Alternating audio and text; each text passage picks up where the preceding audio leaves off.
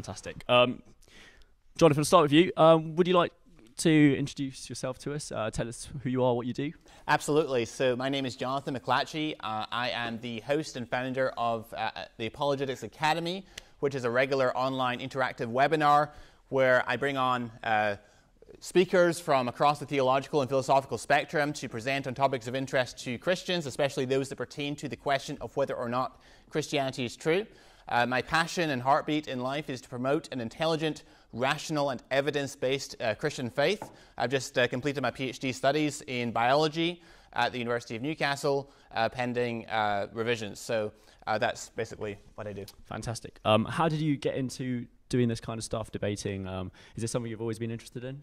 Sure. So during my undergraduate degree at the University of Strathclyde in Glasgow, I studied forensic biology. I fell in love with the world of molecular biology. I was often struck and rather bewildered and perplexed at how anyone could go through a 4-year university program in the natural sciences, especially the life sciences, and come out atheist at the other end, because the evidence from the sciences seems to me to be so compelling for the truth of theism. And through my university years also, I began to interact with people who did not share my persuasions in terms of worldview, Muslims, agnostics, atheists, Jehovah's Witnesses, Mormons, etc.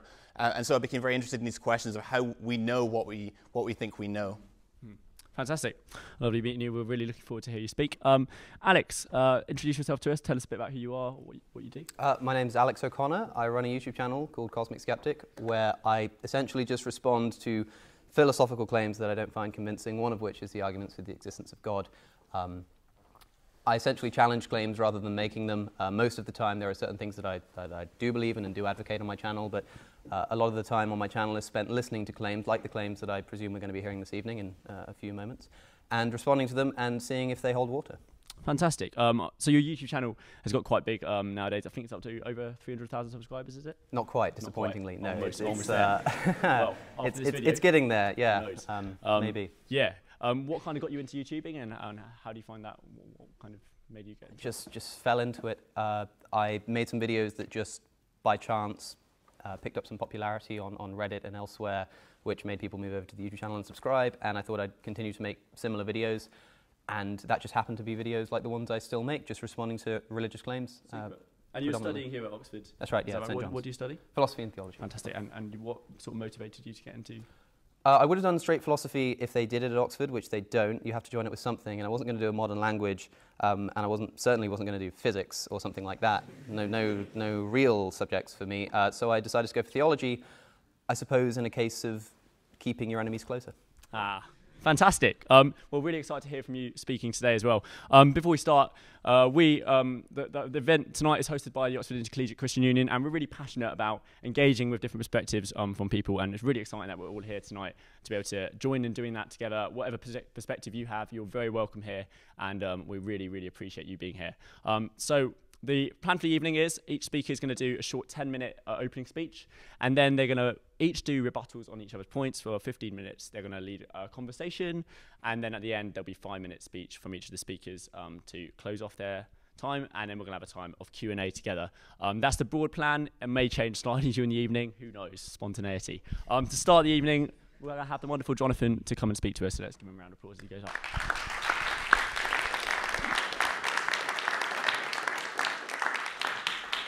Well, thank you so much. It's great to see so many of you here tonight. It's great to see the venue almost full, and I'm so thankful for my friend Alex O'Connor, whom I just met for the first time today, actually, coming to engage on this most important question: is Christianity true? Why I am a Christian, why he's not a Christian. I look forward to a very constructive and edifying engagement. Thanks also to Josh Venables for inviting me to participate in tonight's discussion. I'm very limited in terms of time this evening, so let's just move right on.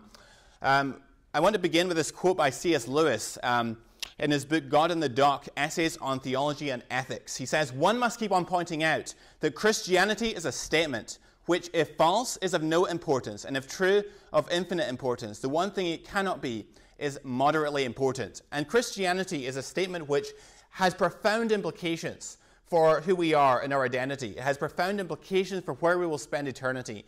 And so I think the truth or falsehood of Christianity is a question that we must all confront, we must all face, and we must all ask. And so I ask you to listen carefully to the arguments presented for and against the proposition this evening. How then do we know that Christianity is true? Well, I want to submit that the way that we would approach this question, as we approach scientific questions and academic questions, is by looking at the evidence, especially the public evidences, the evidences that we can all investigate and are available to all of us. I am very staunch evidentialist. By that I mean that I am a Christian because I am persuaded by the public evidence that Christianity is objectively true. If I was not persuaded by the evidence, I would not be a Christian. So that is the basis of my Christian faith. I watched my opponent participate in a conversation recently on the Atheist experience on YouTube. It's an atheist television program. And he was on with Matt Dillahunty. And he basically was talking with a caller who called in. And the caller was talking about the evidences for the resurrection of Jesus. And my opponent, along with Matt Dillahunty, basically suggested that in order to infer a supernatural explanation as the best explanation for something like the post-resurrection appearances of Jesus, the empty tomb, and so forth, we must first demonstrate that the supernatural is possible, or this possible explanation that God raised Jesus from the dead. I beg to differ with him on this. I would contend that any explanation that is logically possible can, in principle, be confirmed by evidence. On the screen, we see what's called Bayes' theorem in probability theory. And basically, the equation that you see on the screen represents the odds form of Bayes' theorem, which is used in developing what's called a cumulative case, where you have multiple lines of evidence supporting a proposition. So translated, it states that the posterior probability of your hypothesis, H, given the available evidence, E, is equal to the prior probability, given the background information, of the hypothesis being true, expressed as a ratio, multiplied by the ratio of the evidence given the hypothesis against the probability of the evidence given the antithesis. And so it's a probabilistic tool to kind of model how we work through these questions. And so even with a very small prior probability, given the background information, it is possible in principle to establish any explanation as true, given enough evidence. So what are some of the categories of evidence for Christianity? Well, obviously, I'm very limited in time, so I'm going to have a very narrow focus today. But we have the evidences for the New Testament documents being based on substantially reliable testimony of eyewitnesses who were habitually truthful. We have evidences for the bodily resurrection of Jesus. We have evidence for the divine inspiration of Scripture. For example, predictive prophecy. The Old Testament Scriptures predict the future, such as the coming of the Messiah, world events, etc.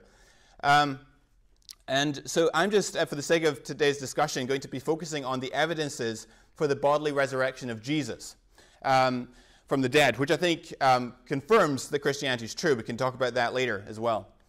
Now, it might come as a surprise to you that most scholars, even non-Christian scholars, believe that the disciples, after Jesus' death, had experiences which they interpreted as manifestations of the raised Jesus. So, for example, Paula Fredrickson, who's not a Christian, a Jewish scholar at Boston University, says, and I quote, "I know in their own terms what they saw was the raised Jesus. That's what they say, and then all the historical evidence we have afterwards attested their conviction that that's what they saw.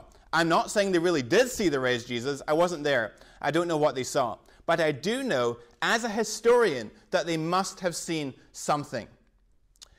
Let's go to an atheist scholar, Gerd Ludemann, University of Göttingen in Germany.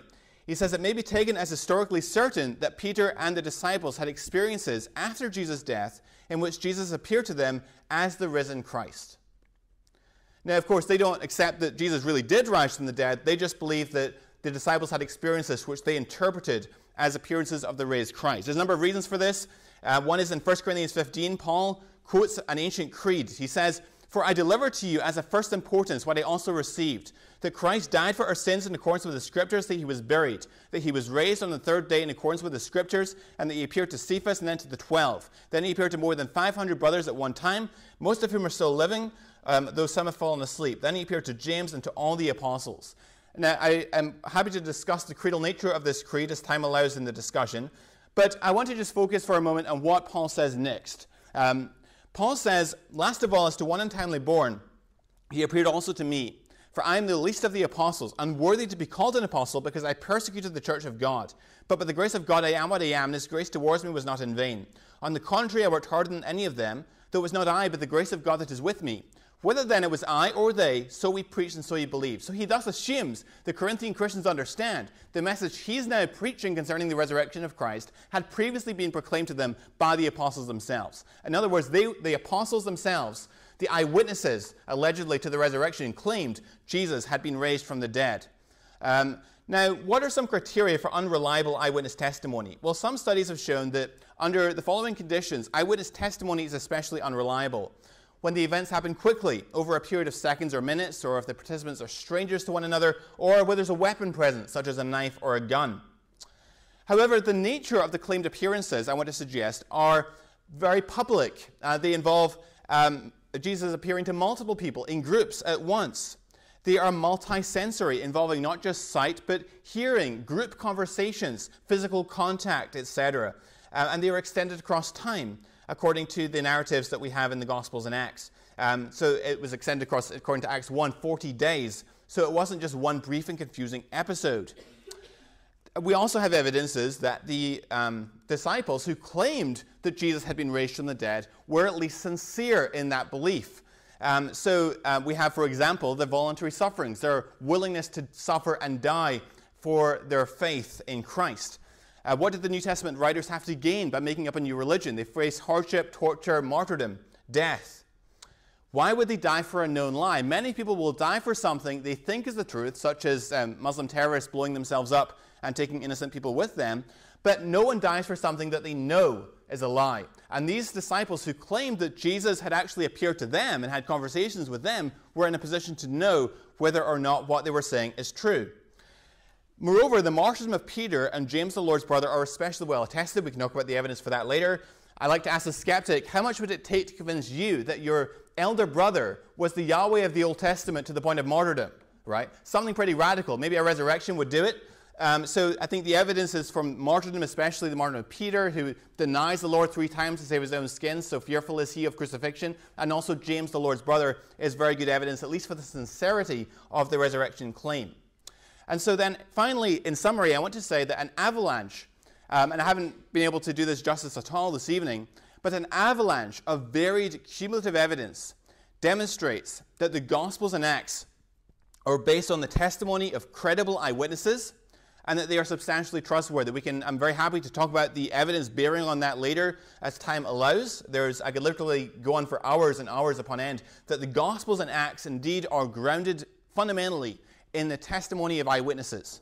That being the case, then, we have to take seriously what they say concerning the nature and variety of the claimed resurrection experiences. So the polymodal or multisensory nature of the resurrection, involving multiple sensory modes, not just sight, but group conversations, physical contact, etc., that claim goes right back to the apostles. And the apostles, I've shown, and there's other reasons bearing on this as well, were at least sincere in that belief. The question that then is on the table for us to address is, what brought them to that sincere belief? I contend, for reasons I've discussed and will continue to discuss no doubt later in the conversation, that the best explanation for that sincere belief is that Jesus really did rise from the dead on Easter morning. And so with that, I conclude my presentation and assert the proposition that indeed Christianity is true. Thank you for your attention.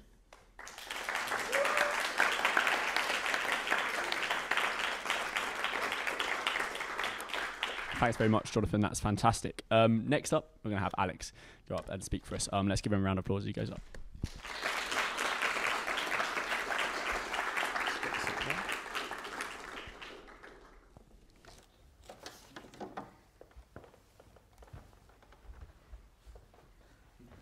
All okay? Okay, well, thanks for having me, everybody. I'd also like to extend my gratitude to the organisers of tonight's event, but I don't want to spend too much time doing so.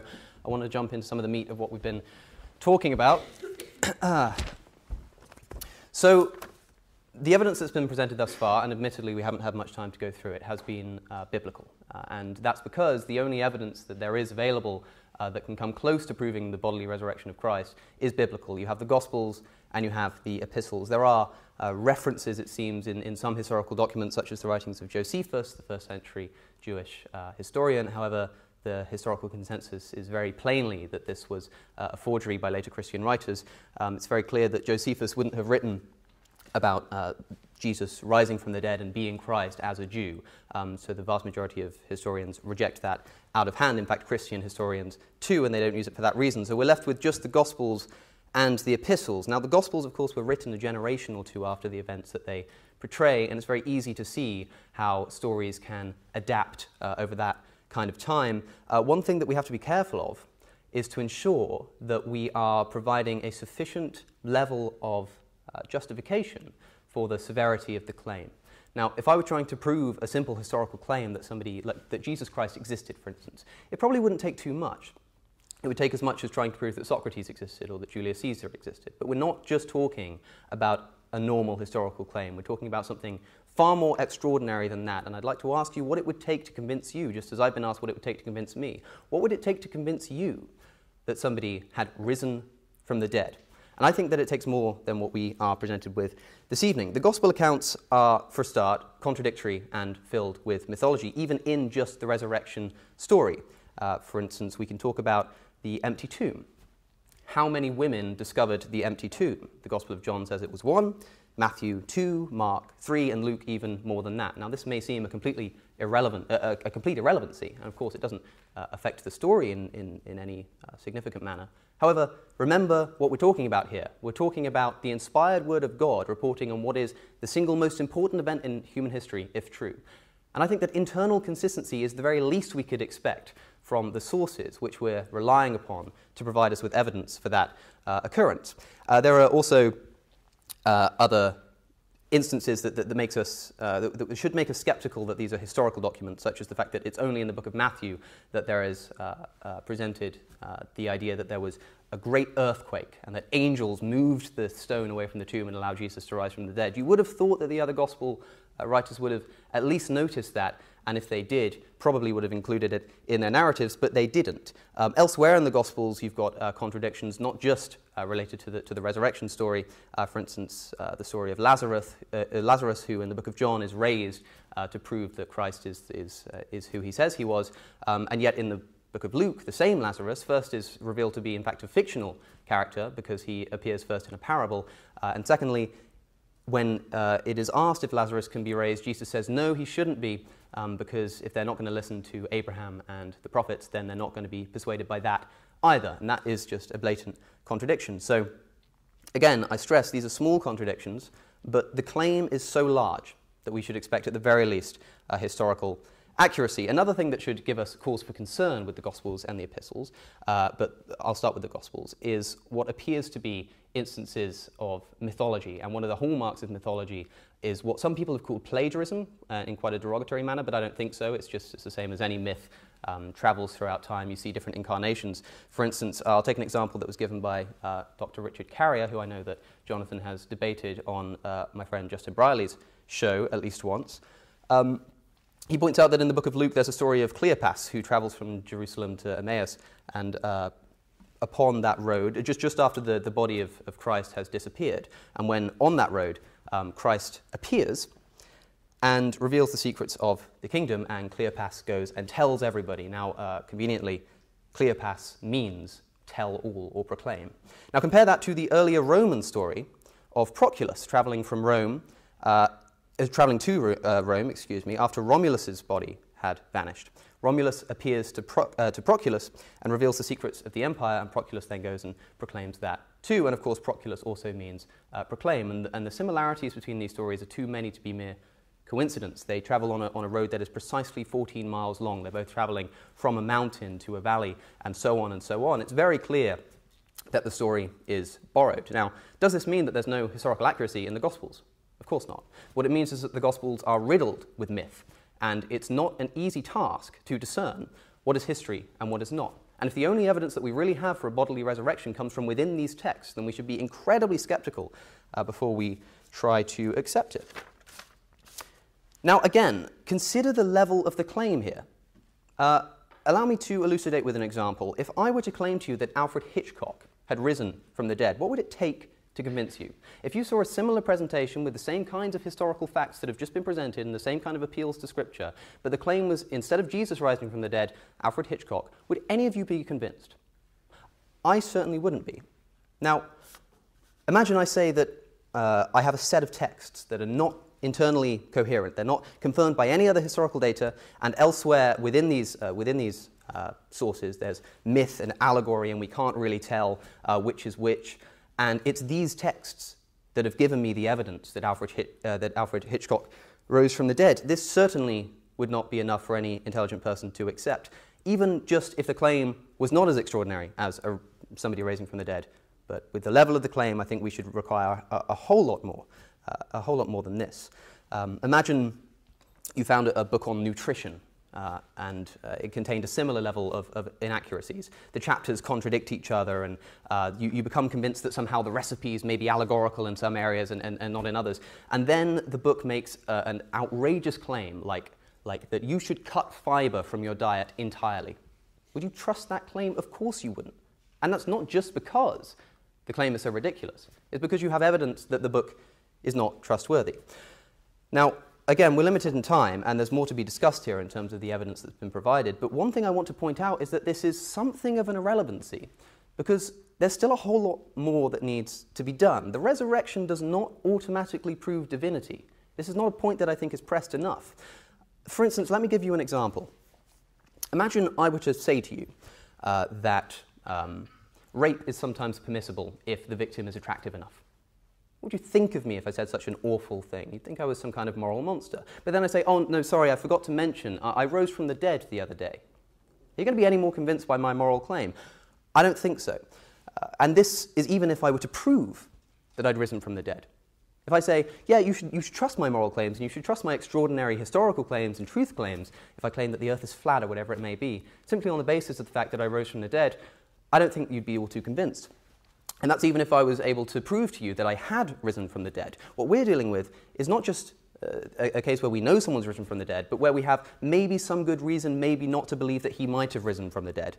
And all that we have to support that is something along the lines of, well, the disciples seemed to think so. According to whom? Well, of course, according to the gospel. That's a question I'd also like to ask Jonathan, is if you have any extra biblical evidence, and by extra, I don't mean extra biblical, please, I mean extra biblical evidence that the disciples were put to death for their beliefs. There are two recorded instances of disciples' deaths, or of the apostles' deaths in the Gospels. The first is James, brother of John, who was put to death by Herod with a sword. And I'd ask if there is any, not even just extra biblical evidence, but even biblical evidence, that could have somehow been avoided had James recanted, had he said that actually, no, I deny Christ. Would that have saved him? There's no evidence to suggest that's the case. The only other death recorded is the suicide of Judas. So there's no evidence outside of the Bible that the disciples actually were martyred in this way. And if that was one of the most important parts of the opening speech that we just heard, which I think it probably was, again, we're going to need more than that. So I can also refer to C.S. Lewis, which I'll do. C.S. Lewis made a famous observation. It's known as like his trilemma, if you will, that Jesus Christ, if he were not truly the Son of God, were a madman. And Lewis concludes that because he doesn't think he's a madman, he must be the Son of God. Now, I think this is the wrong way round.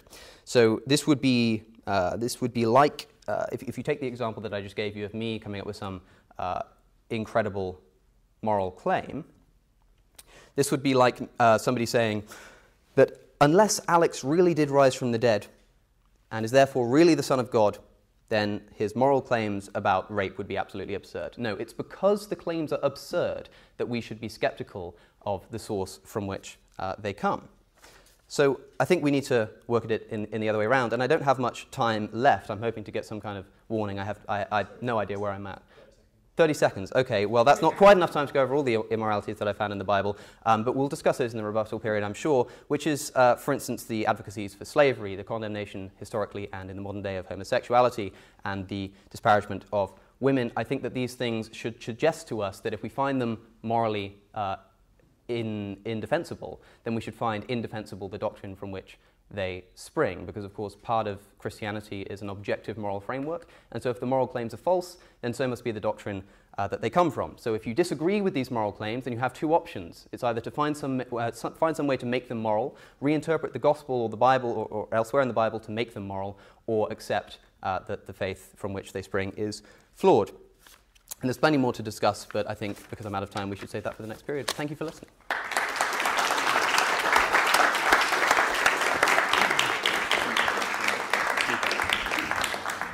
Thanks so much, Alex. That was brilliant. Right, now we're going to move over to a time of rebuttals and conversation, and we're going to have about 13 minutes, I think, for each of you to lead the conversation. We've already discussed a lot about the resurrection, so if there's anything else you'd like to bring in, do feel free to do that as well. But over to you, Jonathan, and you can lead the conversation from this point. Thank you. Absolutely. Shall I use the microphone or just okay? Okay. I just want to pick up on a few claims that you made in your opening statement. You said there's contradictions among the Gospels. You gave a few examples. One of them was how many women discovered the empty tomb, and you made the point that in Matthew, Mark, and Luke, there's multiple women that discovered the tomb. There's Mary Magdalene, there's Joanna, there's Susanna, etc. My question is, okay, so the claim is that in John's Gospel, in chapter 20, verse 1, there's a claim made that only Mary Magdalene goes to the tomb. The next verse, John chapter 20, verse 2, Mary Magdalene comes to the disciples, Peter and John, and she says, and I quote, so she ran and went to Simon Peter and the other disciple, the one whom Jesus loved, and said to them, they have taken the Lord out of the tomb, and we, plural, do not know what they have laid to him. Is that not very consistent then with the other Gospels, which maintain that there are multiple women that discovered the empty tomb? Yes, perhaps, but I would have thought that the divine creator of the universe would offer some more clarity on this, especially if it's the most important question in human history. These are historical documents. These are, so just to clarify, I as a historic Christian, along with the historic view of the church, do not maintain that God dictated the Bible or inscribed the Bible in any sense. These are historical documents, and this is the sort of variability that we see in historical reportage when you have multiple eyewitnesses that are telling of a narrative or something that they've experienced. These are not, I would argue, contradictory, and you claim that there's a contradiction between these accounts. Would you retract that claim, or? Well, perhaps in the instance of the specificities of the women of those two Gospels, but what about the other one? Okay, but three. We have to go through them one at a time. So, of course. Yeah. So let's go to another one. You said in the book of Matthew is the only Gospel which presents that there's a great earthquake and the angel moved the stone away. But this is an argument from silence, and the argument from silence in historical inquiry is notoriously a weak argument, and there's a number of reasons for this. One is that, for example, one of the most cataclysmic events that happened in the first century was the destruction of Jerusalem by the Romans in AD 70, the culmination and climax of the Jewish-Roman war between 66 and 70. And the only first century Jewish source that mentions this is Josephus. Mm-hmm. But that doesn't tell us it didn't happen, and it doesn't undermine the historical case that it happened. And I can give other examples as well to that effect. So simply having one source isn't an argument, I think, that it didn't happen. I think it's at least an argument that we shouldn't be able to trust it. And again, I'm not appealing to disproving the historicity of the Bible here. I'm looking for what's reasonable. And I think that if an event like that did occur, it would be important enough to include in any narrative. Mm-hmm. And again, like that's not me disproving anything. It's just me leaving it to the judice of the listener to consider whether or not they think that if this really occurred, it would appear in the other Gospels or not as well. Take another example. So we have there's a great famine in the land of Judea. Acts 11:28 tells us about it. Or actually, take another example. Take the expulsion of the Jews from Rome by Claudius, which happened in the early 40s. We only have one example of a first century source that talks about that. That's the book of Acts. It's mentioned in Suetonius in his life of Claudius. But that isn't an argument. All historians agree that this event happened. So why shouldn't we? How does that singular reportage in the first century undermine the historical case that happened? It doesn't. It's like if what I'm trying to do here is demonstrate that there are reasons to be skeptical of historical claims. And one of them is that if you are reporting on what is the most important event in human history, then the details matter here. And you think that something as integral as what it was that allowed Jesus to be removed from the tomb would be included in all the narratives, don't you think?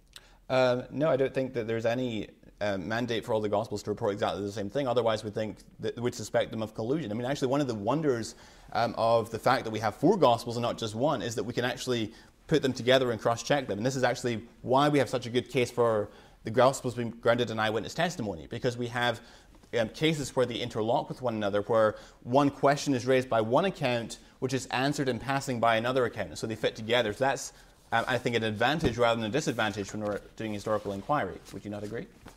It would be if they corroborated each other in a meaningful sense. In a sense that would lead to the kind of level of evidence required to believe a claim such as a resurrected human being. We'll talk about that in just a moment. I just want to move on to your third claim. You made a point about the story of Lazarus, and you pointed out that in John chapter 11, he's raised from the dead by Jesus. In Luke 16, we have a parable, and there's a fictional character in that story called Lazarus. We don't actually know whether he's fictional or not, but you said he's a fictional character.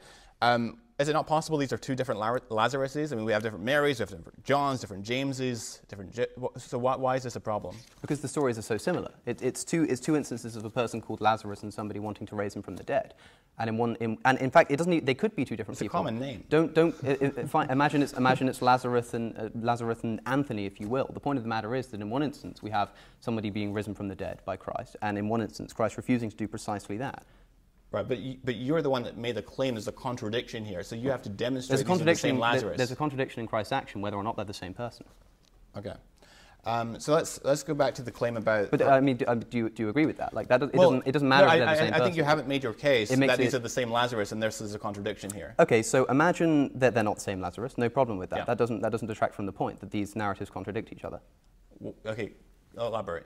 Because in one instance, Jesus refuses to raise Lazarus from the dead, and in the other instance, he does precisely that. Well, actually, Jesus doesn't speak in Luke 16 in the parable there. Jesus is reporting the parable, but in the story, you have Abraham who speaks. Yes. Yeah. But I still don't think you've made your case there. I mean, I don't know anyone apart from some fringe people who think that these are the same, apart from maybe Bob Price and Richard Carrier and that sort of. They don't need to be the same person. Okay, but you're claiming literary dependence, and I don't think there's a strong enough case to make that claim. I'm not claiming literary dependence. I'm talking about philosophical inconsistency. Okay, but you're claiming that there's literary dependence because you're saying that because John's the last gospel to be written, that he must be inspired by the story in Luke 16 to make up this story in John. Is that not what you're saying? That's not the argument. Okay. No, the argument is simply that you have two contradictory actions here. Whether or not they're inspired by each other, whether or not they're the same person, it's irrelevant to the point. Okay, I think the audience can judge who's made the better case there. Let's go to talk about the complementarity between the Gospels. Take an example. This is probably the most famous example of this sort of phenomenon. This is the pattern of undesigned coincidences. And if you've heard me debate with Richard Carrier, you'll have heard me give this example. In John chapter 6, this is verse 5. This is the setup for the feeding of the 5,000 story. It says, lifting up his eyes then and seeing that a large crowd was coming toward him, Jesus said to Philip, where are we to buy bread so these people may eat? And the question arises in the mind of the audience, why does Jesus turn to Philip in particular? Why not Judas Iscariot, who had the money bag, or someone like that? In John chapter 12, 6 chapters later, you have a completely different context, and we read that there were some Greeks at the festival of Passover, and they came to Philip, and they went to see Jesus. It says, and Philip who was from Bethsaida in Galilee, and they asked him, sir, we wish to see Jesus. So now we have, in a different context, the fact that Philip is from a town called Bethsaida. Now, in Luke's gospel, the parallel of the feeding of the 5,000 miracle, an independent account, we read that, this is verse 10, on their return the apostles told him all they had done, and he took them and withdrew apart to a town called Bethsaida. That detail is not given in John. So let me summarize. In Luke, you have the fact that the event of the feeding of the 5,000 takes place in Bethsaida, but no mention of Jesus turning to Philip. John 6 has Jesus turning to Philip to ask, where do we send people to buy bread? But no mention the events take place in Bethsaida. John 12 fills us in that Philip is from Bethsaida, giving us a cogent explanation. Oh, so Philip is from the town where this event's taking place. He knows where the shops are to buy bread, thus clarifying or illuminating Jesus' question. That is the sort of phenomenon which is best explained on historicity rather than ahistoricity. Would you not agree? It also has nothing to do with the resurrection account. I would argue that actually that any evidence that supports the Gospels being grounded in eyewitness testimony is directly relevant to the resurrection. Right, well, for every instance that there is of the Gospels corroborating each other, you can also find instances where they don't. And I think that, yes, as I said, internal consistency is a necessary component to proving the resurrection of Christ, but it's certainly not sufficient. So you've given us 3 examples, so I think we can fairly say that these are probably your best ones, otherwise why give those particular 3 in your opening statement? And I've shown all 3 of them you haven't supported. All 3 of them, I think, are not at all strong. But let's move forward, because we only have a few minutes. Did you say 13 or 15 minutes? 13, okay. You said, consider the level of the claim of the resurrection. Would any of us be convinced that Alfred Hitchcock rose from the dead if it wasn't Jesus of Nazareth, if we were presented with the same evidences?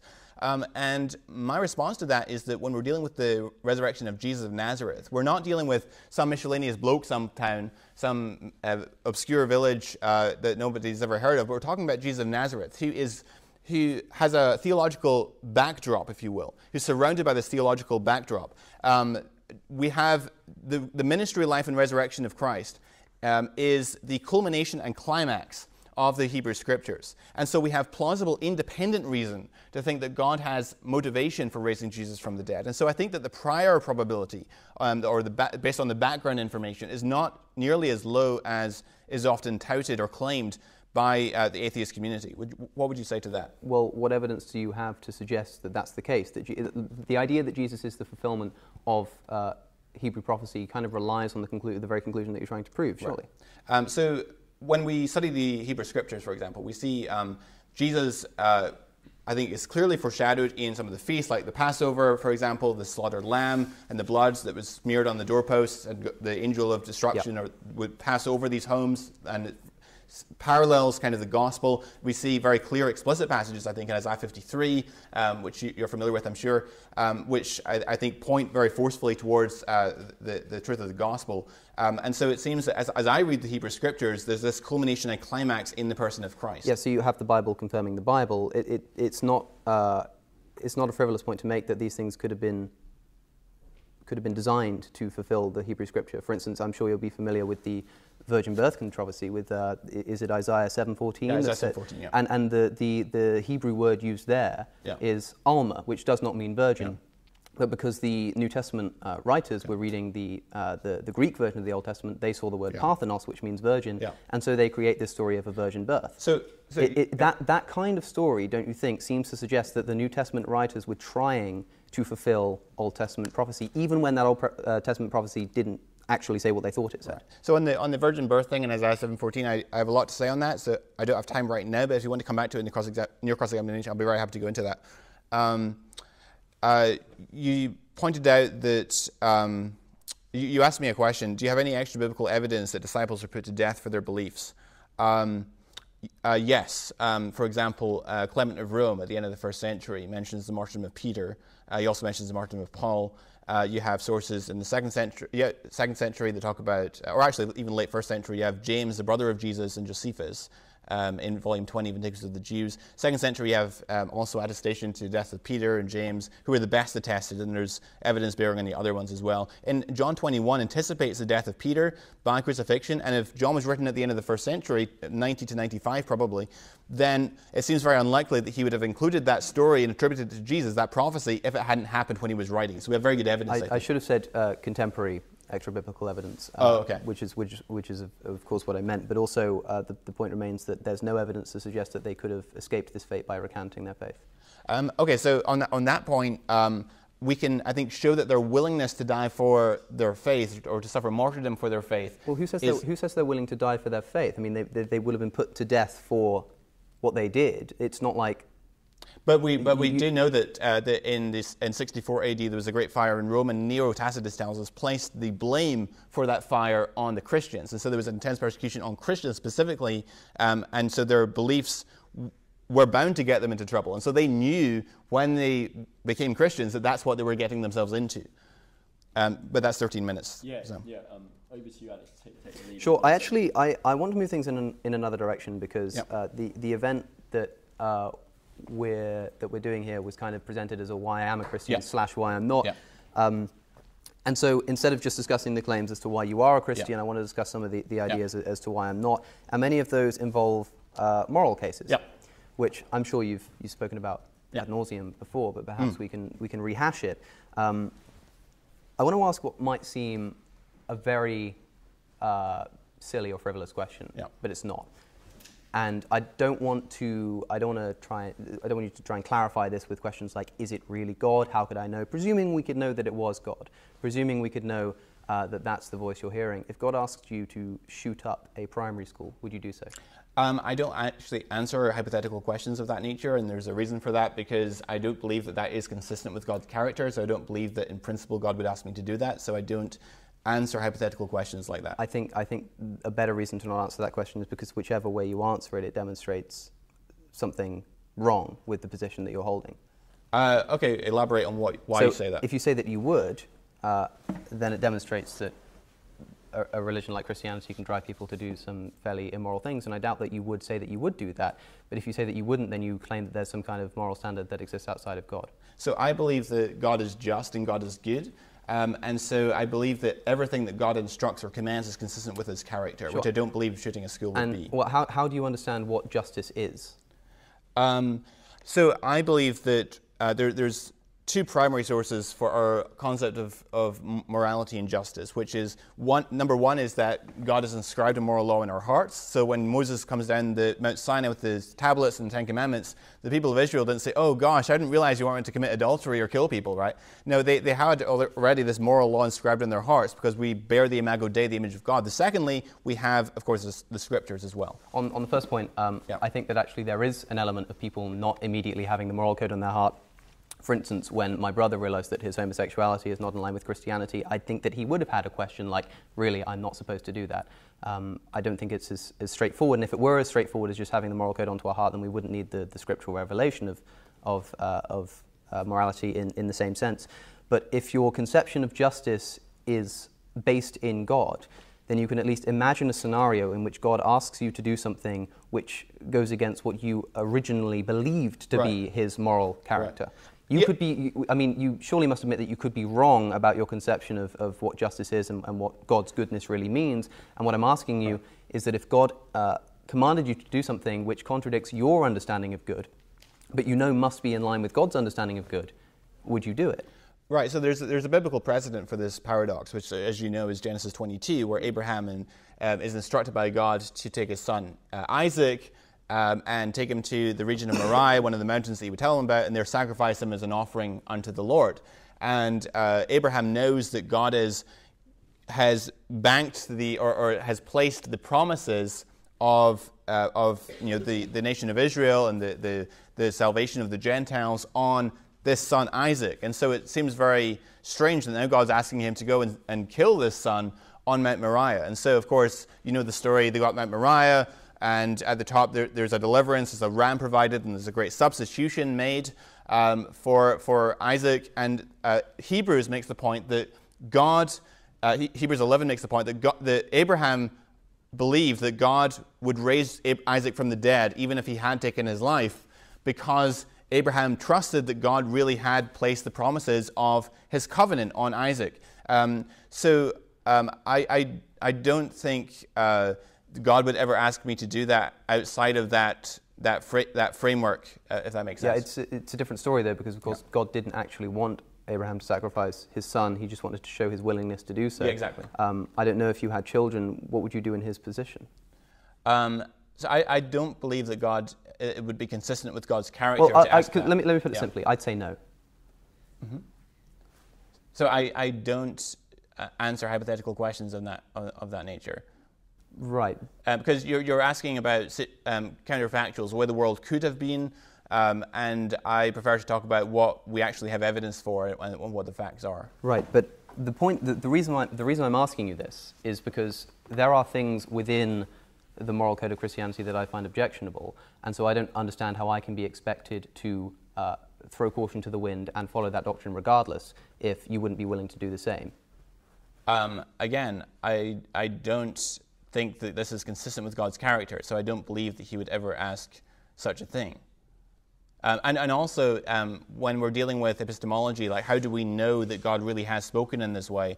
That would be a very high bar. And so how do I know that I'm not just hearing voices, for example? Well, let's make it easy then. Yeah. Let's take claims in the Bible that are palpably immoral by a modern moral standard. And I don't know if you're a moral objectivist, but if you are, then that means that moral claims are true regardless of their cultural context. Yeah. How do you account for instance, at the very least, lack of condemnation for slavery and at worst advocacy for it in the Bible? So do you consider slavery immoral? Yes.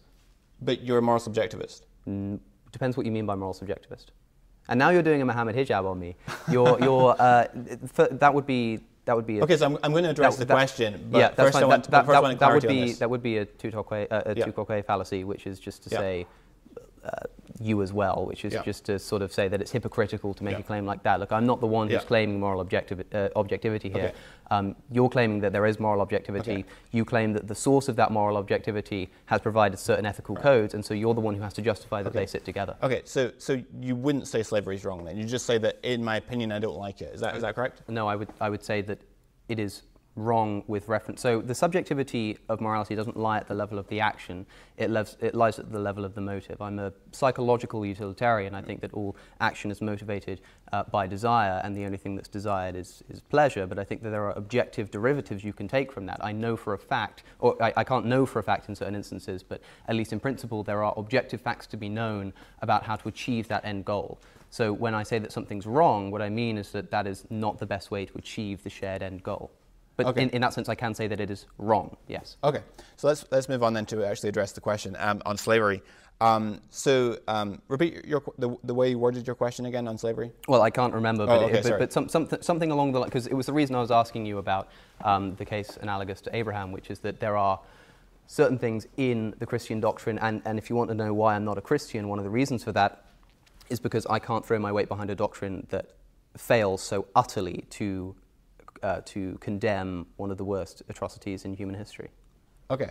You know that there is condemnation of slave trading in Scripture? Yes. Right, okay. So it's about, like I say, there are things that are condemned and there are things that are condoned in the Bible, but when we get down to the specificity, so for instance, you could talk about in the New Testament where it says that the slaver or some phrase like that is not going to make it to heaven. Well, okay, but that's quite broad. You go into the book of Exodus and you find very specific examples of how to treat individuals who are in what might be called voluntary servitude. Right. Now, the Bible might not call that slavery, or it might call it slavery but mean voluntary servitude, but by today's standard, we certainly consider it to be, at the very least, immoral and at the very worst slavery. Yeah, so there's a lot of context on the topic of slavery, and often we tend to retroject our understanding of kind of North American slave trade into the biblical text, and we have to understand the concept of slavery in its own context. And I know you've done a lot of videos on this, which I have watched, so I'm aware of your material on this. But in terms of Hebrew slavery, it was something that was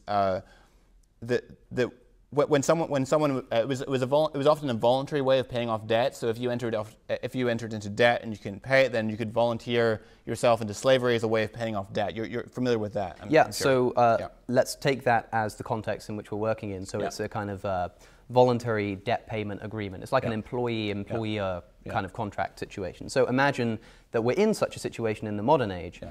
It's a voluntary servitude, just like having a job, for instance, where you're not paid but you're given somewhere to live or something like that. And then you take an actual quote, such as from Exodus 21. Anyone who beats their male or female slaves with a rod must be punished. Good start. If the slave dies as a direct result, but they are not to be punished if the slave recovers after a day or two, since the slave is their property. Two problems. First is that even if it's a voluntary servitude contract, I don't think it's ever permissible to allow the person in charge of that contract to mercilessly beat a slave as long as they don't die. If they get up after a few days and everything's fine. Secondly, referring to them as their slave, as their property, is not the most enticing of prospects. Right. So this is in Exodus 21.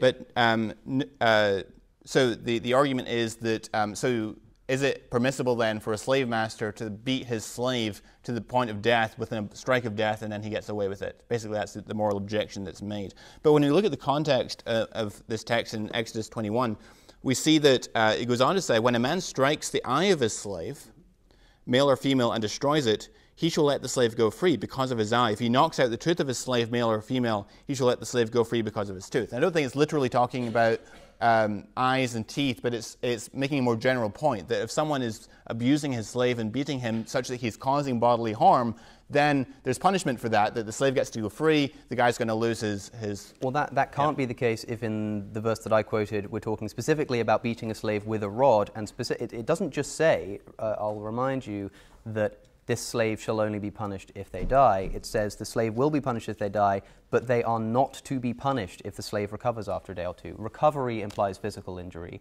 and not to be punished implies that they are not to be punished. Now, there may be exceptions to that, but the point of the matter is that if you think it's okay in any context, and you can say like that the verses you quoted are making a more general point, well, who are you to decide what's making a general point and what's making a specific point? And again, I would stress that since slavery is so obviously a moral abomination, why would it be so unclear? If God is not the author of confusion, then God can't be the author of these passages.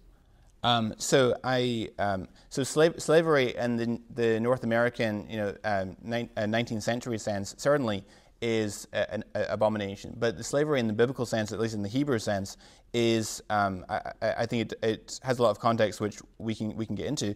Well, let's do so. Yeah, I've been waiting. I mean, look, yeah. I think that it's also about 18th century American slavery was horrendous. So is any version of slavery in any context, in any point in history, which allows the slave master to beat their slave with a rod. Surely you must agree with this. There is a form of discipline in slavery, yes, but the context makes it clear that they were not supposed to produce permanent bodily harm. I'm not asking you to describe slavery. I'm asking you to offer a moral judgment upon it. Do you think it's morally permissible for anybody, even if it is a voluntary service contract, to beat their slave with a rod and specifically not be punished if they get up after recovering after a few days, recovery implying that they have been physically harmed? But you understand the point that I'm making, that they were not supposed to cause permanent bodily harm. Even so, and I still don't know if that is entirely reliable, because you could just as easily make the case that they were talking specifically about the bodily parts you're mentioning because they're particularly important to certain areas of life. Even if it was just somebody's arm being broken, I still think that that's morally indefensible. Yeah, I would say that would be morally indefensible, which is why they would lose the slave if they caused permanent bodily harm, such as someone's arm being broken. But they are not to be punished if the slave gets up after recovering from the beating with a rod. The word punish there in Hebrew means punishment by death. So they get the death penalty. If they kill the slave, they get the death penalty. Okay, what about Numbers 31? Yeah. I don't want to run out of time here. I'm sure you're familiar. Actually, I don't know where we are on time. About 30 seconds. Okay, yeah. we'll try it for 30 seconds. Numbers 31, of course, in fact, I'll just quote it. Moses instructs the following they're attacking the Midianites and essentially committing a genocide against the Midianites. And Moses instructs his combatants, now kill all the boys and kill every woman who has slept with a man, but save for yourselves every girl who has never slept with a man. Now, I'm not entirely sure what a bunch of aggressive males could want with a bunch of virgin girls. I'll leave that up to the imagination of the audience. But to me, this seems not just slavery in terms of like a voluntary service contract. This seems a fairly grotesque form of sexual slavery being quite clearly advocated here. Even in the course of war, I don't think that's acceptable. 1 minute to respond. Okay, so this is in number 31, and so on the issue of the killing, so there's a whole range of moral arguments that we need to get into on genocide. I understand. Yeah. So and on whether it's always wrong to kill innocent people, for example. Mm-hmm. So I'm not convinced that it's always wrong to kill innocent people. And me neither. But it's always wrong to keep them the sex slaves. And I also think, in terms of killing innocent people, I think it's difficult to make moral judgments on an omniscient being who has access to things that can happen in the future as consequences. Right. Maybe we could just put it up to a divine mystery why the moral creator of the universe would allow people to take sex slaves, but I don't think that's really convincing me. Yeah, I confess I do struggle with this text, so I don't know the answer to that question. But I think it's one of the more difficult. I'm glad, because I've seen so many people try to defend it. I really like that answer. But what I would say is that what we're discussing here is why I'm not a Christian and why you are a Christian. The reason I'm not is because, like you, I look at texts like this, I'm confused by them at the very least, and I turn to people for answers. They can't be found. What we are left with is having to throw our hands up in the sky and saying, maybe the author of morality can permit sexual slavery, and that's just not good enough for me. So you, I'll just make one final statement. You do have a good point on this text, that it is difficult to understand what's going on here. So I fully admit that. Yeah. Super. Yeah. Thank you so much for that, Jonathan. would you go up and do your closing speech? Sure. We find this, give him a round of applause.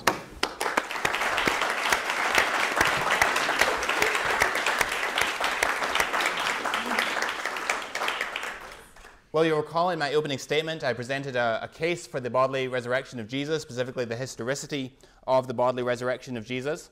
I argued that the Gospels are indeed based on the testimony of eyewitnesses. I think we have profound evidence for that.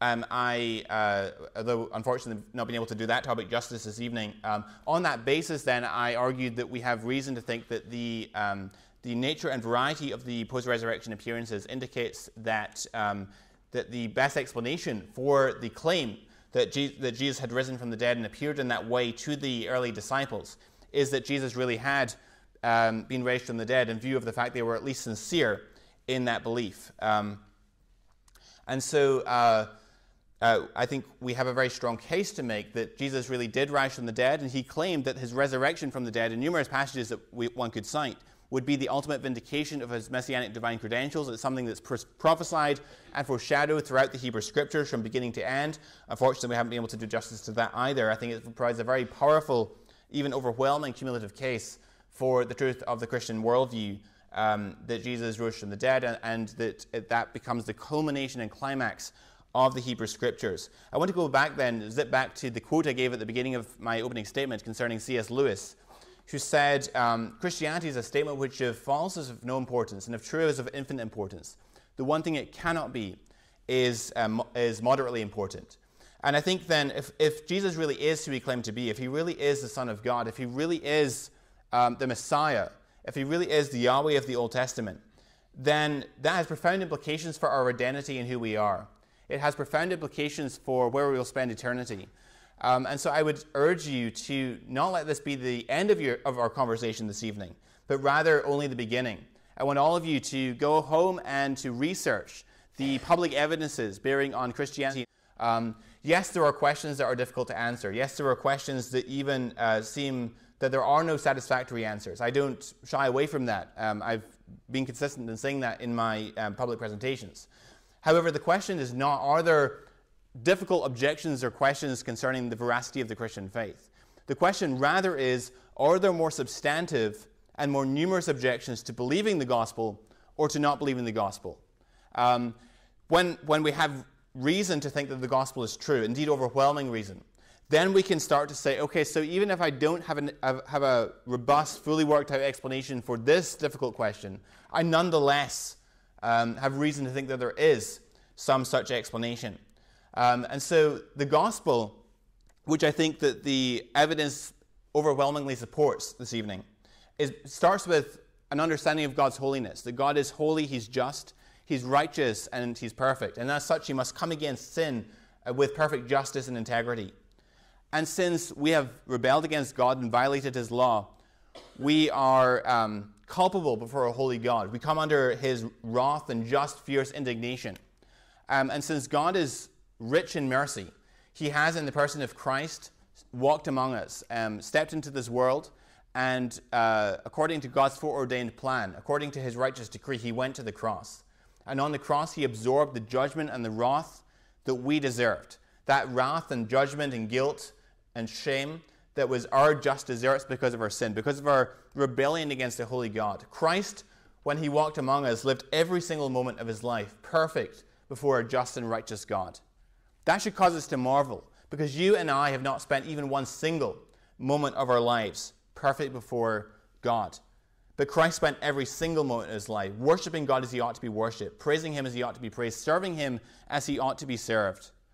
And the cross of Christ is a tremendous manifestation of God's love, his compassion, and his mercy. And so the gospel, the invitation of the gospel, is that if we repent of our sin and turn from our sin, throwing ourselves at the foot of the cross and trusting in God's mercy, exercising faith, a reasonable faith in what Christ has done for us on the cross, and that tremendous love with which he loved us, we can enjoy eternity of fellowship with him. We can enjoy eternity of communion with him. We can enjoy eternity of fellowshipping with him and worshiping him alongside all of our fellow believers all over the world. And so I conclude then and urge you to investigate further the evidence bearing on this proposition that indeed the gospel that we read of in the New Testament is true. Thank you for your attention.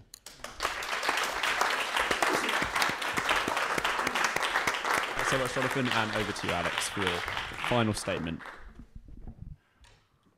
Well, there we have it, ladies and gentlemen. All sinners, all destined to hell unless we throw ourselves on the mercy of the very despot who bestowed that miserable condition upon us in the first place. Hopefully I can leave things on a slightly more optimistic note, although I would just point out that I'm willing to grant these historical claims. I really am. I don't think that they can be granted, but I'm willing to do so, even if you can prove that the accounts of the empty tomb are accurate, for instance, which you can't. But if you can, that doesn't prove that Christ rose from the dead. Even if you could prove that Christ rose from the dead, which you can't, it doesn't prove that he's God. And even if you could prove that he's God, which you can't, I wouldn't want to follow him. You say that we're all culpable under God, and he's rich in mercy, and that we're all, and none of us have lived in a kind of state of perfection as Jesus did. Well, I'm sorry, but if the God that we're talking about is the same God that commanded the slaughter and sexual slavery of the Midianites, then I'd quite like to be culpable under that God. In the same way that if I was living under a state regime with a horrific moral code, then yes, I'd like to be a prisoner. I wouldn't want to be somebody who takes pride in my idea of moral perfection, which is to act in accordance with this authority, which is so palpably immoral in nature. The idea that we can inherit our moral responsibility just by being human, I think, is a poor one at best.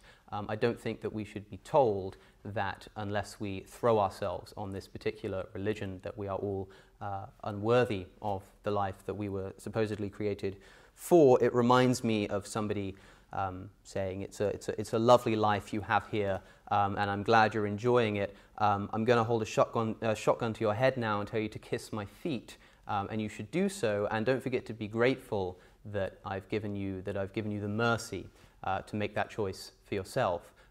It's not really a choice. It's not a choice. And if it were a choice, I'd like to think that I have the moral strength to denounce it, but I'm not sure if I could even do that, because of course if I am to denounce this moral code, even just privately so, because God is inside of my head, then I'd be destined for punishment for this. I don't think that that's something that I would like to get behind. I haven't really planned much of a closing speech. I hope that the conversation we've had has left some food for thought. There's a lot of questions left to be answered in the historicity claims, and maybe you're right. Maybe I should do some more research and reading into the historicity claims of Jesus Christ, and maybe I become convinced that he did.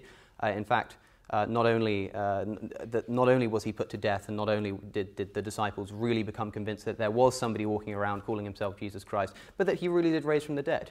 Perhaps that's what I need to do. But even if I did so, I still wouldn't be a Christian for the reasons that I've outlined. And I'd remind you again to ensure that if you do continue to research this, and you do continue to try and find answers, don't settle for half-baked evidence. Don't think, this might be true, it seems to be perhaps suggesting that Jesus is the Son of God. Paul said, if Christ has not been raised, then your faith is futile, you are still in your sins. It is the most important question in Christianity, and if Christianity is true, that makes it the most important question, full stop. C.S. Lewis is absolutely right. But I'd also remind you of my reference to C.S. Lewis. He said, these are the words of Lewis from Mere Christianity, "A man who was merely a man and said the sorts of things that Jesus said would not be a great moral teacher. He would either be a lunatic, on the same level as a man who says he is a poached egg, or else he would be the devil of hell. You must make your choice, and you must make that choice." And I've made that choice, and I would say that if by some miracle I do end up in heaven, and as you say, I get to enjoy an eternity in the presence of this ugly creator, my only question would be, do I really have to enjoy it? Because I don't think I'd be able to. But that's my lot. Thank you.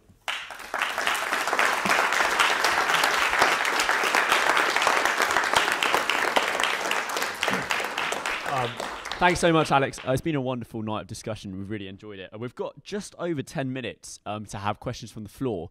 So just before we go into questions, ideally, please keep your questions nice and short, and obviously no monologues would be ideal, and pose them to a specific speaker if you'd like to. So hands up in the audience for questions. We'll take one at the back there.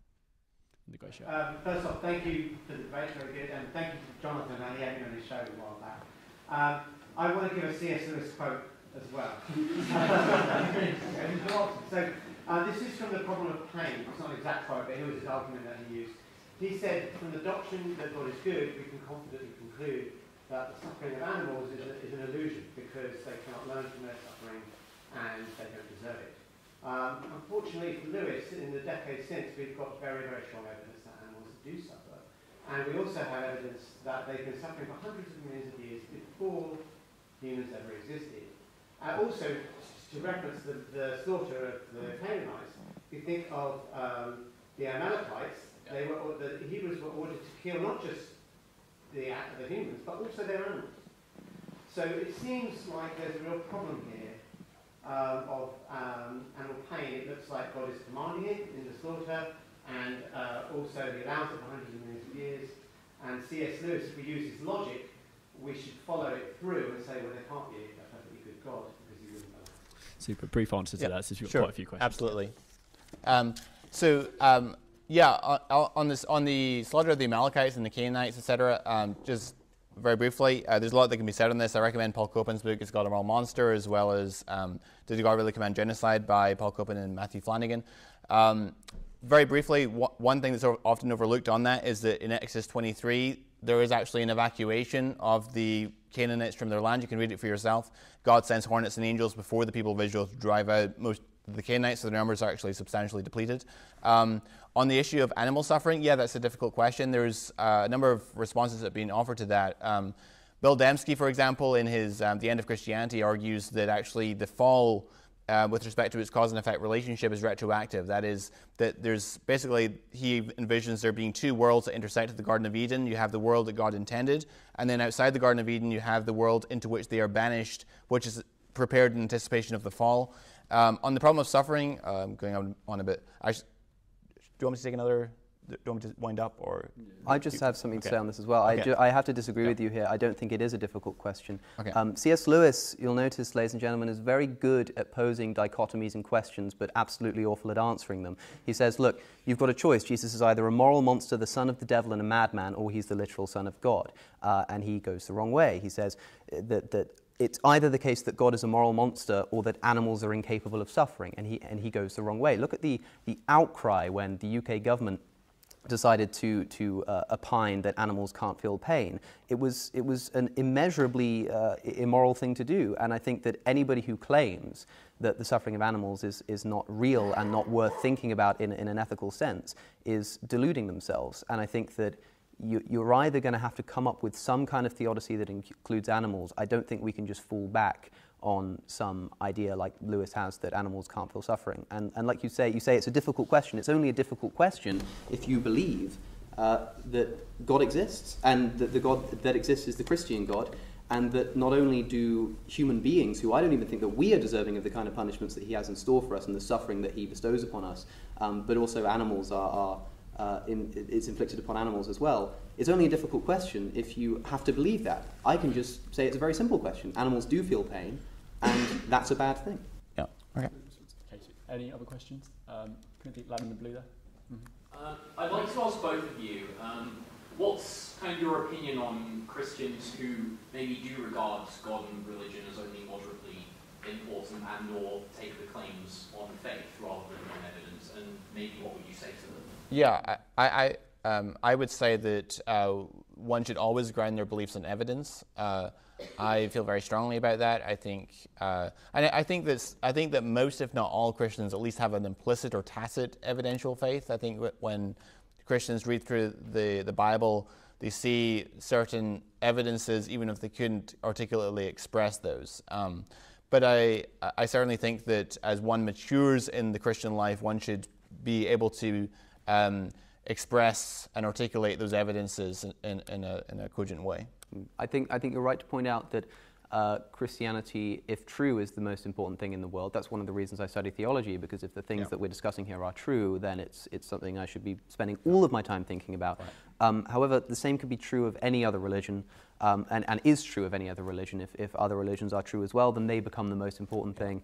Many people would claim that if we can create a political system that would solve all of our problems, then it would be the most important thing. So communism is either the most important thing in the world, or it's just nothing. It's the same for any ideology. Like, the whole point of ideology is that it's an overbearing idea that allows us to explain and prescribe the way that people should behave, and the way that people do, and the way that people should behave. So to say that that's true of Christianity is trivially true, because it's true of any ideology. Mm-hmm. Hi. This question for John. Yeah. Sorry. I'm going to share 2 questions just to finish the time. Firstly, does it not bother you that if someone tried to come up with a naturalistic explanation for 2 things, Jesus' resurrection, and the apostles' witnessing this, they would seem unlikely. So, for example, if I were to posit that perhaps there was an advanced civilization that had the technology to resurrect Jesus, that seems pretty unlikely. If it was just the case that the Romans' ignorance about medical science meant that they thought he was dead, but in fact he wasn't, that also seems like an unlikely explanation. But God, taken to be true purely from the act of the resurrection, requires so much more evidence than even an alien civilization, because actually that is explainable, it's just unproven. And the other question that you can come to afterwards is, you're starting from a point that pretty much all scholars can agree probably happened, which was Jesus lived and he was put to death. Yeah. You don't have to be a Christian to do that. If that is the case, are there parts of the Bible that really have no evidentiary base, such as the virgin birth or the nativity story, that you just discard because there's no evidence? Okay, so I'll try and do this briefly. There's a lot to talk about there. On the second point first, about the nativity and other points that I don't necessarily have evidence for. I actually think I do have some evidence on the nativity, but it'll take me a little while to go into, so I won't. But if you want to ask me about it later, I can. But there are parts of the Bible which I don't have evidence for. And I think it's fairly legitimate to argue inductively. So, for example, if we can show that the Gospels and Acts are substantially reliable, and that they are true on those points on which we can cross-check them, then I think it's justified rationally to accept even those things on which we cannot cross-check them by the principle of induction. I think also if we can show that Jesus really is the Son of God, as I think we can, I think we've got really strong evidence for it at least, then I think we have to take seriously his view on Scripture. And so when he appeals to the Old Testament and gives authority to the Old Testament, I think we have to take that seriously. And so then that validates the Old Testament, at least at a prima facie level. And the first point about, which is basically the approach that Bart Ehrman takes when dealing with the resurrection, and there's a lot of other people take that approach as well, which basically derives as kind of a neo-David Hume type approach to engaging with this topic, which basically says that even if the supernatural is even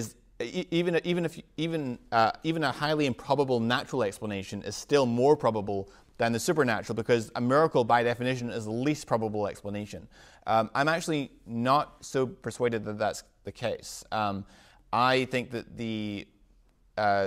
I don't think that we can divorce the resurrection of Jesus of Nazareth from the theo-historical backdrop of both his ministry on earth as well as the Old Testament scriptures. And so I think that significantly elevates the prior probability. I also personally think that we have independent reason to think that God exists, which is a whole other debate. And so with those considerations in mind, I'm not so convinced that's the case. More questions? Lad in the back. So I have 2 short questions for each speaker. Quickly. So, okay, first to Jonathan. You said that you believe in God, you believe that Jesus is God, because there's overwhelming evidence. And Jesus was in this situation where St. Thomas said the same thing. I want evidence. And he said some things that what he thinks about people like this. Do you think that basing your belief on evidence in those matters actually makes you, is it actually faith, or is it just a logical decision that's good for you? Right. So, okay, so I understand the question. Is that... If I can just have the second question to you, Alex. Can I answer first and then? Okay. So very quickly, just to clarify, a common misconception about faith. Faith is not believing things without evidence. Faith isn't epistemology. Faith isn't a way of coming to beliefs. Faith is a response to beliefs that you've already concluded are true. So when you exercise faith, then so when you believe something, and say a man trusts his fiance, they get married, and now he's exercising faith in that fiance, for example. On John 20, which you quoted or alluded to, basically Jesus, I think, is chiding Thomas in that case because he wanted more evidence than what was necessary. So he should have trusted the testimony of the disciples who had already testified that they'd seen the risen Christ. Furthermore, in John 21, John says that these things are written so that you might believe that Jesus is the Christ, and that believing you might have life in his name. So John actually, I think, was an advocate of evidential faith. There's other evidence bearing on that as well. Hebrews 11:1 is often quoted very, very briefly. Hebrews 11:1 is also often quoted to this end. The faith is the substance of things hoped for, the conviction of things unseen. But if you look at the Hall of Fame in Hebrews 11, what's going on there is that each of the individuals had experience of God's past faithfulness, and so they trusted with those future promises that they hadn't yet seen because of the evidence that they'd already experienced. And so biblical faith, I think, from beginning to end is an evidential faith. Yeah, okay, so now for Alex. So I actually really like your take of the whole debate would be about it, so that why is it a moral thing to believe in Christianity? And a lot of the argument, especially when we looked on the debate about slavery, comes from the Old Testament. Now, as you probably would agree, there probably is a lot of corruption that came through the ages, through the holy text. Now, we can say that Jesus Christ, as the manifestation of God as God, came and really said what actually God wants, what is his actual will. And there still probably is corruption in the New Testament. So like St. Paul saying that slavery is good by saying that the slaves should obey their masters. Now, I would argue that we should look at this and say, yeah, there probably is corruption, so what is God's real will? We can go and look what Jesus actually was doing. And do you see anything that's immoral in the actions of Jesus Christ himself? I mean, yes, the idea of human sacrifice for the sins of others, especially when the sins of others aren't real sins worthy of a human sacrifice, and even if they were, having that human sacrifice paid by someone else seems fairly immoral. Secondly, the immoralities that I mentioned, yes, focus on the Old Testament, but they are also present in the New Testament as well. Like you say, 1 Timothy 2:12, but I suffer not a woman to teach, nor to usurp authority over a man, rather she should remain silent, seems fairly immoral to me.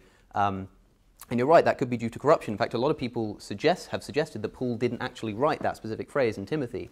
The problem is, as Jonathan's quite rightly pointed out, that in order to use the process of induction to trust other parts of the Bible, such as extraordinary claims about the resurrection of a man, we need to ensure that we can actually trust these books. So if the corruption isn't there, then those immoral texts are part of the divine inspiration of God, in which case we should throw the book out. If those corruptions are there, then the book is corrupted, in which case we should throw the book out. So either way you look at it, like Christianity is not for me. Fantastic. I'm very sorry. We don't have time for any more questions. What we do have is the wonderful two speakers who are going to stay around a little bit briefly at the end. So do come and ask them your questions. Really do encourage you guys to keep on these conversations. There's so many loose ends that we haven't tied up, obviously, and so many discussions that still need to be had. So do keep on chatting, even chat to people back in your college or what you've been thinking about. You may see on the arms of your chairs little key fobs. That's pointing you to a place called The Search. That's a really cool place that the OIQ hire out Costa Coffee on a Monday night to continue discussions of these sorts. If you have any questions that have kind of arisen from this topic, from this debate night, do bring it forward in that. And it's a wonderful place, free coffee, free cake, and a lot of discussion about these kind of big questions. So do bring yourselves along there. Thank you so much once again to our speakers. Let's give them a round of applause as we finish.